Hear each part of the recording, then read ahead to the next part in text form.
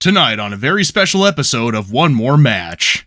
Hello and welcome to WWE ECW. It's episode number 22. Correct? Mm-hmm. Correct. Fantastic. The November 7th edition, 2006 of WWE ECW. We are actually making inroads. This was probably the best episode they've done in a long time. Why? Because the matches have some stakes, and we're getting some more story developments. We are in the Iweiler Center in Moline, Illinois. I've never heard this fucking place in my fucking life at all. So, yeah, like I said before, we are building to December to Dismember, WWE ECW's first and only brand exclusive pay-per-view beyond the one night stands, of course. But it was the first, it was the worst, and they never wanted to do it again. But how you doing, mate? What do you think of this show? Before we get into the show, I just want to say very quick, this is the last of our recording, so this is like school's out, kids, for the summer. You know, we're fucking... I'm giddy. I'm giddy as fuck. We're about to fucking, go rob some cars, fucking eat a pack of Smarties, throw some eggs on cars, we're about to do lots of shit. Before we get into it, it's so funny seeing Paul Heyman's vision, Vince McMahon's vision. I say it every time, but it's just, you have to admit, it's so fucking funny. Paul Heyman, CM Punk is world champion. Vince McMahon, Big Show. It's just the comparison between the two. Paul, I think you're a great booker, but you're not Vince McMahon booking, so fuck off. Yeah, it's you have to take a lot of the bad with the good, and there's not much good. And like I said, this probably was one of my favorite episodes in a long time, because I was actually like, oh yeah, we fucking go, we're doing stuff, we're doing stuff, we're going forward. So the first match is the grudge match. It is the CM Punk taking on Mike Knox. It went 7 minutes, 32 seconds. It was a good back and forth match for WWE ECW. They clearly had a vendetta against each other, as Punk has been enticing away Kelly from the clutches of Mike Knox. Not that she's an object, but that's how Mike Knox treats her, not me. I'm a feminist. CM Punk wins. Sorry. Oh fuck! I keep switching to the wrong one very quickly. No, I honestly, I did enjoy this match though. It was a good one. It was a nice back and forth. It was intense. Punk's adding more moves, and it's incorporate them all a bit more smoother. Like, as much as most WWE ECW matches, they do feel like it's just like, all right, 1, 2, 3, and then it's like, okay, this match starts off with a headlock, goes to the ground, fucking choke, rest hold, and then I hit my signature, and then you kick out, and then I hit you on my finisher, and then I win. Like, they are very formulaic in itself, but this was probably one that actually had a bit of edge, and this also was the match that qualifies Punk for the Extreme Elimination Chamber. Which, yeah, no, it was decent. Do you have much to say about this match? From what I've seen, because I was busy, editing. He gets to flex that now. Yeah, I can flex it. Fuck you. I edit all the podcasts, all the videos. What the fuck do you do? Huh? Does a bit. I'll bring the smoke. That's what I'll do. I'll bring the smoke. I bring the controversial opinions. I say Dean Wicks is a great character. I say Benoit's a great character. You just sit there and you go, I fucking hate wrestling fans. You're all shit. Get a life. Mate. Look, sorry, I'll bring the smoke, mate. I'll do. Okay, give us your most controversial wrestling opinion then. It doesn't need to be a controversial wrestling opinion. Come on, give us your out there wrestling opinion. Come on, very quickly. Quick fire. I'd like to see Jim Cornette book a wrestling company in 2024. Kill him. Kill him. I'd have Jim Cornette book ROH. And I think it would be better than the current ROH product. Not that I've seen it, of course. I mean, anything's better than the current ROH. And in comparison to Piggy's controversial take that Eric Bischoff doesn't deserve to talk about modern wrestling because he never did anything important, I say that Eric Bischoff was actually very important to wrestling and had a lot of impact on the wrestling industry. But it's not me saying I bring the controversial opinions. I've got the jokes. I've got the camera locked on me, you know. I know my role. I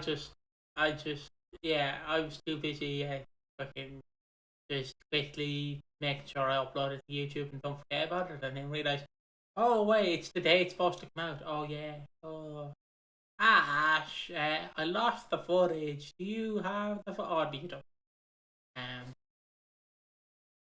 Even though you should record the footage just in case we fuck up. Well, yeah, I should, but fine. I'm taking some liberties now. You know, I'm dialing it in. I'm clocking in 5 minutes late, and then I'm clocking in 15 minutes later, so I get the extra hour on that paycheck. So I'm saying, straight rolling. Yo, it's crime time. I meant more American Badass, but all right. Anything about this match, mate? Or were you zonked out of existence? Like CM Punk is great in the ring. Mike Knox is. He's serviceable, honestly. Like, look, I love him because he's shit, but in this match he was actually very sound. See, and we'll get to him in a second because he does debut here. But we see Elijah Burke, and I'm just before we get to him, I just quickly he's spoiling it. I just very quickly want to say I am looking forward because Punk.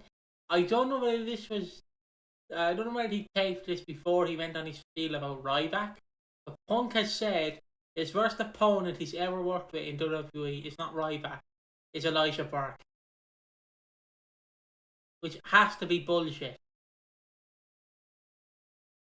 He just probably didn't like him. Then again, Elijah Burke did generally get a lot of. He did get a lot of aggro because he was just confident, but probably not very sound. Fair enough. So yeah, speaking of Elijah Burke, we cut to you. What do you have in the studio for us?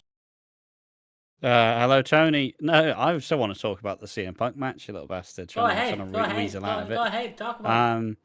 No, it was. Like I said, it was a nice back and forth. Knox is he's a somewhat average power wrestler, but he's got the very basic standard move set. He's got like a fucking backbreaker. He's got flatliner. He's got some clotheslines. So it's just anytime you actually get a wrestler who has a decent enough moveset against Punk, they're all going to be used. And this was probably the longest match both men have wrestled in ECW, other than like a tag main event that Mike Knox has definitely been involved in. But to start it, Knox sends Kelly to the back, and she's like, what the fuck, man? And obviously, yeah, Punk wins, qualifies for the Extreme Elimination Chamber. And that's exactly what we want to see, some fresh blood. The next segment, though, is Heyman coming out and saying, hey, tonight I'm going to face RVD and Bob Holly. I'm going to beat them up. They're either going to fucking whip my ass or they're going to be the most embarrassed they ever will be. And he also says that the Extreme Elimination Chamber will have one spot for a wrestler who's not from ECW, which is Bobby Lashley. I think. Sorry. It definitely is. Unfortunately. And yeah, so that's that stuff. We then get a squash match where you have someone's done a typo on the fucking someone writing the synopsis has decided that Davari versus Little Guido is an Extreme Elimination Chamber qualifying match.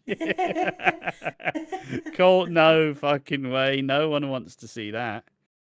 And the squash match, I like the little gimmick where Great Khali comes out. It's like, oh, fuck you, no, am I facing the Great Khali? Nah, just Davari. and you're gonna be shitting your pants because you have to face the Great Khali, and then Davari just comes smash. Fucking what? Like it's great. It just blindsided him. It's fantastic. And fucking Davari wins. Didn't you want like a fucking an alternative one where it's like Hornswoggle? You think, oh, I'm gonna batter him, and then it's just Finley who got Finley just twats you. Like I honestly think that Well, would. no. I want the Great Khali and Hornswoggle. Oh, So I want the Great Khali to come out, and then it's like, oh shit, he's facing fucking Great Khali. Then Hornswoggle like comes up and rolls you up, and he steals the win. Like, doesn't that sound like absolute banter? I thought you wanted it the other way around, where it's like Hornswoggle, where he walks into the ring and oh, I'm gonna beat the shit out of Hornswoggle. Yeah, I mean, it works either way. Honestly, it works quite well. I'm surprised you never did it. Yeah. I mean, But then again, the Great Khali was the best as a snake charmer. As I said in the last episode, even though the last episode was absolutely miserable because I was fed up of watching fucking pay-per-views from 2006. Fucking oh yes. I'm so glad that it is Davari and not the Great Khali. Because, like I was saying when we had to cover fucking Viscera, I like him in theory. I like Great Khali. I like Viscera in wrestling games. I don't like him in real life. All right, in my wrestling games, in my WWE ECW universe, which did exist till WWE 2K24 zoinked my fucking save. I know it's 23, but regardless, I had the Great Khali and Big Daddy V as a tag team. Now, in real life, that sounds shit. That sounds fucking awful. So that's why I'm so glad that it's Davari and not the Great Khali. He wins with a little nice DDT. That's it. That's the match. 2 minutes 26. Anything you got to add to that? My thoughts on this match is a squash match. It's a squash match, and that's about it. There's nothing I can really add to it that Ash hasn't already said. Exactly. That's what I'll bring. Everything. I'll bring everything. Next match is another Extreme Elimination Chamber qualifying match. This one's between Test and everybody's favourite shitty CW wrestler, Tommy Dreamer. The vendetta will never end. It will never end against Tommy Dreamer. Despite him being there till the end. Yeah, like I, even when he wins the ECW championship, I'm still going to be giving out to him. Like, oh yeah, great, you won it. It's fucking 2008 or 2009. You fucking wank stain. Fucking, you had to... How long was he in ECW for? The original like, or reboot? Just in general, how many years did he manage to steal a paycheck for? 95 till 01, if I had to give a guess, and then 06 to 2010. Yeah, he joined ECW in 93. And so he was there till 01. So that's what, 8 years. Mm-hmm. And then he was still paid. He had a job in WWE from 01 to 2010. What the fuck? Yeah. He jumped ship, and like I knew he had a job, but I thought he was fired and then brought back for ECW. Nah. Well, nah. He took on. He basically went, "Please pay me. I'll do literally anything else." And yeah, when did he become the ECW champion? He became ECW champion in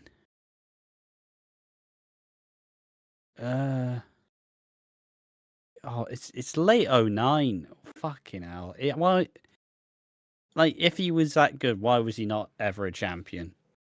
Because he was never that good, and there's someone always 10 times better. Fuck you, Tommy Dreamer. Test big boots him in this fucking chin. Gets wrecked. And yeah, Test is... We had the conversation whilst we were watching this about bodybuilding and what it's supposed to mean. Because, some people are in the idea of bodybuilding that to be a bodybuilder, you just have to be as ripped as humanly fucking possible. And it is an achievement to do that, without a doubt. But also, if you're a bit of a casual about it, is the idea of bodybuilding to not just make your body look like a piece of art, and that's where I generally reside on, because like you, if you're building your body, you want it to look fucking stunning. It's like a bunch of wrestlers. You could even compare like Hardcore Holly's fucking body. Mwah, fucking absolute belter. He's fucking eating his steaks and protein shakes. He's fucking in the gym. Fucking looks great. And then you see his fucking head and you're like, ah, well. Ah, well, it should be just, well, you know. Like, you know, I feel like bodybuilding should be about just making yourself look as aesthetically pleasing as possible. That's my take on it. I'll just switch to the two of us. Bodybuilding is very weird to me. I don't care if you bodybuild. Like, doesn't, like, I'm not. Why would I complain? Look at my fucking body. Like, come on. I'm fat like a snowman, so like, I can't really speak. But what I can say is, it's interesting because to me, people just want to be ripped as possible. And then you go, mate, think of your fucking health. Think of your fucking. There's a thing between being Jack, like Hugh Jackman, and being fucking absolutely roided like Test. There's a huge difference. And Test is. He's kind of like grossly large. Like, does he not have a mate just to say, mate, you know, I get what you want to be, but like, you know, how mobile are you really at this point? Like, it's one of my favorite things for him when he's let go by WWE, and obviously he's hired by TNA, and then obviously the Benoit tragedy happens, and then he so they're bringing the steroid so they're like checking the rest of the steroid scan. I just love how TNA went. Andrew Martin is not a part of our company. He's never been a part of our company. Please do not fact check us. Like, no one wanted to test because they were like, we could. We're not saying he's on steroids, but let's just. But I mean, through his appearance on ECW, he then got with Kelly. So No. can't really complain about that much. So he pumped both Stephanie McMahon and Kelly and Stacey Keebler. Fucking based motherfucker. Just put it in the most gross way possible. Something is, get them a lovely date and help them out and stuff. Exactly. Yeah, and then you fucking look at a pathologist went, yeah, tested a lot of CTE. Yeah, it wasn't, like you said, it's killing people way too young. And that is the problem. And it is a shame. It's a shame, but anytime we see Test, we always make the joke, has he got wider? Yes or no? And the answer's always yes. Yeah, it is. It's always yes. It's a trick question. It's a rhetorical question. We all know the answer. It's yes. It's like fucking, like when Yokozuna had, they were like, Yoko, can you please lose the weight? And it's like, nah. We're gonna send you to a place to lose weight, and then him and Vader are like eating fucking burgers at like 2 a.m. Yeah, it's like that. It's like, has Yokozuna got fatter? Yes. Yes. That's how it Test. It's like, has Test got more righted? Yes, obviously he has. So every time he's just seen, we're gonna definitely say, has he got more righted? And the answer will always be yes. But also, we found out through this that next week's episode's in Scotland, I believe. That's what I said, I believe. It's in Scotland. Well, it's doing a UK tour. Yeah. And they're also in Butlins. So please, anyone out there, please. And anyone who doesn't know what Butlins is like the holiday camps. Like, go on like Butlins on a little cruise. Like, it's that like all-encompass entertainment holiday. But it's mostly just your parents getting drunk as fuck, and you just having to hang out with all the weird kids who are also at Butlins alone by themselves. Please, if anyone has footage, please send us the of ECW in Butlins. I want to see fucking Test next to Bob the Builder in Butlins. I need it. I obviously said it would be funny if they just I initially said if they put Sabu in a wig and said it was the Undertaker, but obviously Biggie went. They have the same fucking hair, you idiot. Yeah, fair enough. Unless it's 2010 Sabu, then I understand. Yeah, well, I don't pick wrestlers to suit my narratives. I just made a joke, and it was mid. There we are. But yeah, Tess takes on Tommy Dreamer. And we found Decent out, big boot to finish the match. yeah, and we found out that ECW was in Butlins, which is fun to see. It is just ridiculous. I just can't. Like, sorry, you don't mind if I go on a weird tangent about this. Like, I just can't imagine. If you want, mate. I just can't imagine wrestling at like these family camps. Because who you are, like I understand if you have like Peppa Pig there, Dora the Explorer, but obviously the cartoons, but costume. And I obviously understand like that appeal. I just can't imagine a bunch of geezers going, fuck it, I'm gonna bring a 6-year-old to a wrestling event in Butlins. It's even when it was PG, it just seems a bit weird. Like, oh, it's August. I guess it's time we bring them to Butlins and fucking see John Cena and Undertaker.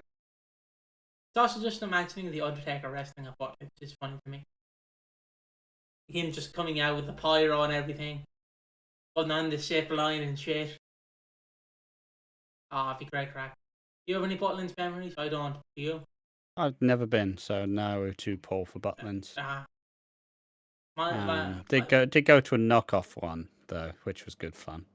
What was it called? They're all in costumes. I don't fucking know. Dutlins. I was a kid. I don't fucking remember. Just remember there was a stage show that I have memories of, but I don't know how to place them or explain what they were. They just exist in my brain. Oh, so you see like Bob the Builder, like cheap knockoff. But to me, it was like fucking Disneyland was great. Although, fuck Disneyland, never been. I went to Phantasialand. I vote third party. I'm going to Germany. Fuck you, France. Useless. Me and Ash are going to go to Disneyland Paris. I'm alright, mate.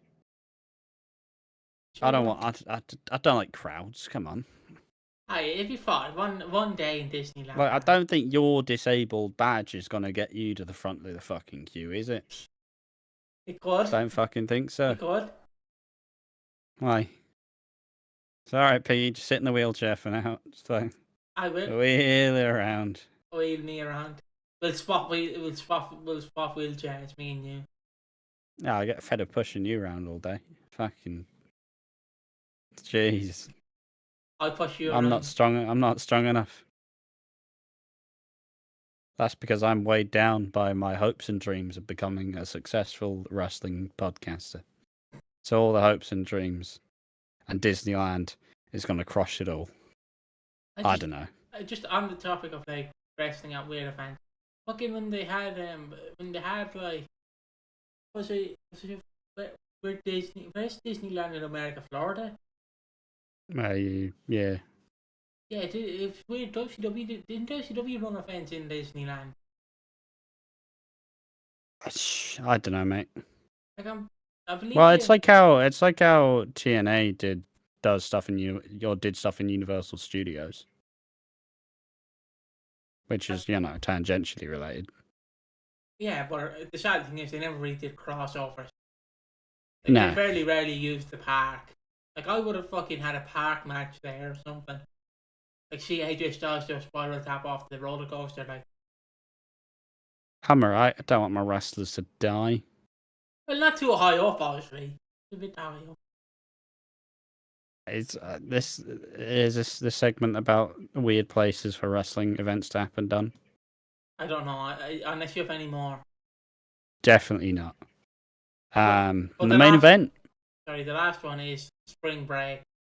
The WCW one is the Spring Break where they had the like pool. Yeah, got nothing, mate. Alright, fair enough. Continue.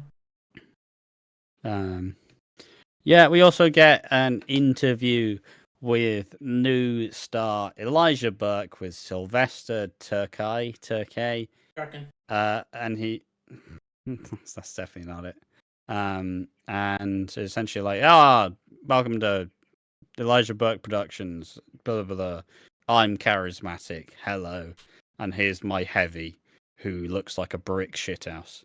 And all I observed was he seems like my sort of wrestler. Beef. Get a torture rack on him. Get like a power block. Get a power bomb on like a pump handle slam. You're in the stable. You're in. He must get replaced very quickly. Yeah, I don't think he lasts too long. He definitely But- last long to get a figure. I know that much. It's just someone. He was someone's mate in the figure world. It- Yeah, it yeah, was we'll a- get you a figure. All right. It's like if someone's made a Jack specific and Jack's were like, ah, fuck yeah, but give you a figure. And you just, Yeah. it's very quickly, I love the idea of like a 5-year-old going into a store, they see a John Cena one, they see Sylvester, and they see like Randy Orton, maybe The Undertaker, the figures, and they go, Mommy, get me the Sylvester one. Like, who the fuck's going, get me the Sylvester one? Apart from you. Yeah, I'd do it, but then again, I also wouldn't because I don't like figures. You go in and But get I the Basham respect Brothers. it. I respect their hustle. Nah, I'd get a Kozlov. It's right in my veins, straight there. No, but yeah, You'd get a name. main event, maybe. Main event is Paul Heyman and the Big Show versus Hardcore Holly and RVD.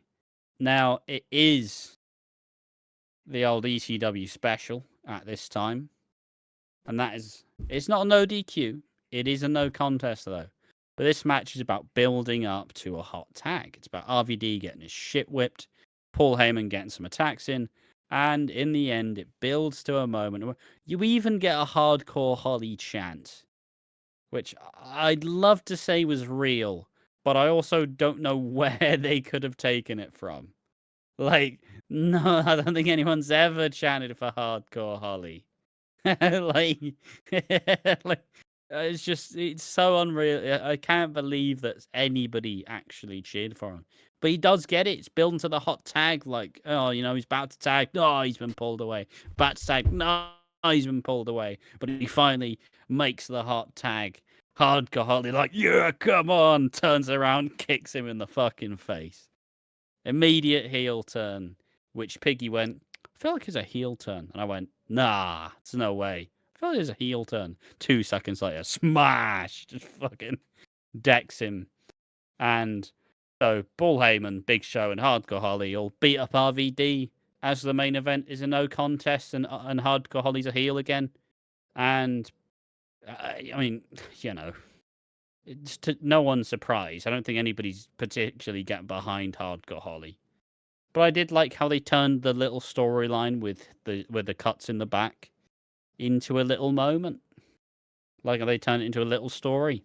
Mm-hmm. What did you think of this match? I liked this match. It was a fun main event. I don't know like what they're trying to achieve here. Like they have storylines, but they keep dropping it and then changing them, and I don't know what they're doing. Honestly, do you? No. Well, the answer is they don't fucking know what they're doing. Like Is the problem? It's not as bad as WCW 2000, but it is in that No. kind of same sense where it's like It's just not consistent. It's like, oh, all right, RVD, he's happening, and he's off TV for 4 months. Like, well, why? I don't know. He's Ashley, not on do you want TV, to is know he? what the modern They'll example? challenge him soon. Want to know what the modern Yeah. example is? AEW. I just don't know what to do with Ricky Starks. I'd love to see him back. It's like you book the company. You can bring him back. It's literally your job. It's like It's the only thing you do.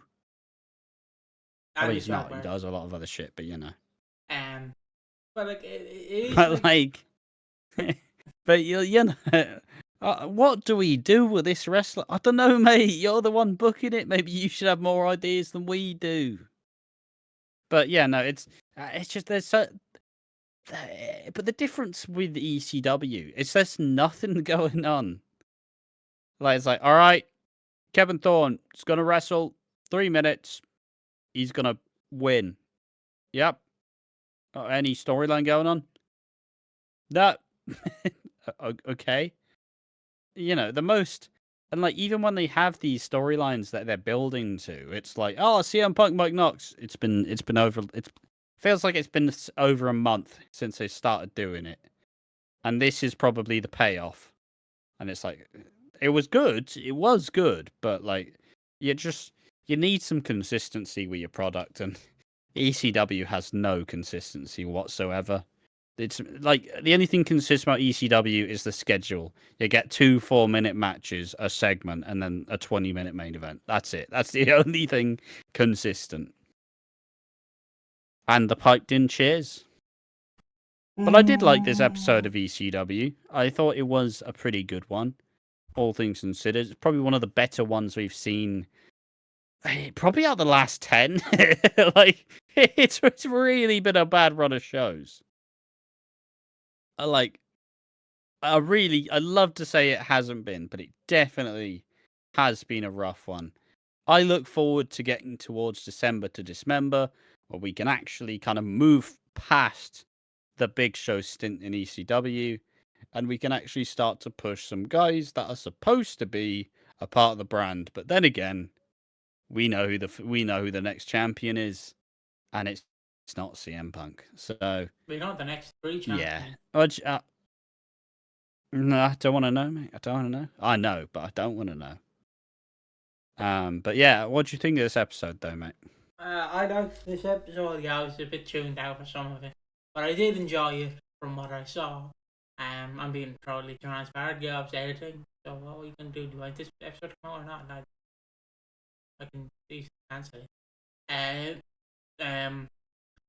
And I was looking for the Butlins thing during the test and Tommy Dreamer match because, excuse me, it's just because I was looking to see if there was any footage of this Butlins fucking show, but there wasn't. And from what I've seen, until I have a look later on.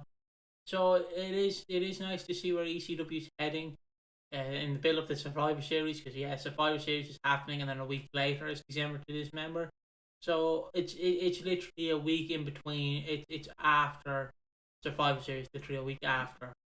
So get ready, 1 or 2 weeks. Get ready for build up the Survivor Series, build up to December to Dismember, and then Armageddon, and then we'll be in the clear. 2006 will be behind us, and finally, nearly a year on, we will be in the year 2007, and all will be right with the world. Until something happens. Exactly. But it's been very consistent. We've been consistently getting out for a good chunk of time now. And this will likely just be the main project of One More Match, because we're fucking busy doing other shit. But if there's one thing that we've been very good at doing, we've very consistently gotten all the episodes out. I don't think we've ever missed an ECW. It's only been like 25 of them, but we did miss Christmas. But you were like, no, we're not doing any because we're doing EastEnders, so fuck off. That was it. But since I was editing it up for fucking stuff. But in my defense, since we came back, we've been non-stop. Yeah. So.